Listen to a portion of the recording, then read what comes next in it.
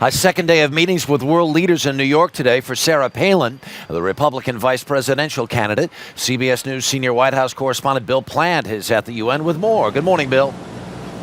Good morning, Harry. Well, she never actually set foot in the United Nations, but she is meeting with some of the world's major players who are in New York this week.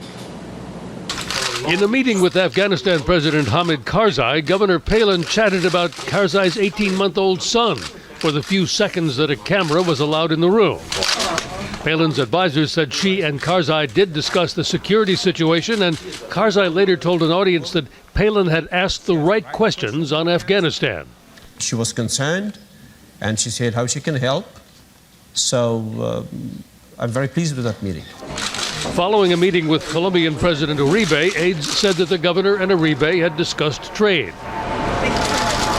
Then it was on to an hour-long session with former Secretary of State Henry Kissinger, who, while cameras were rolling, talked about the ceasefire between Russia and Georgia. As mayor and then governor, Palin has had no foreign policy experience.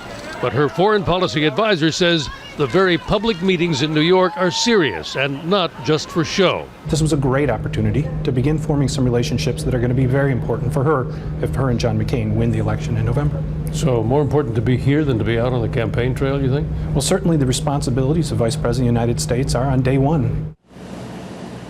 Today, more meetings. The presidents of Georgia and Ukraine, of Pakistan and Iraq. All this in preparation, a sort of crash course in foreign affairs for the vice presidential debates next week, so that Palin will be able to look Joe Biden in the eye and say, well, when I was talking to the president of Iraq last week, Harry? That's a good thing to be able to say. Bill Plante at the UN this morning. Thanks.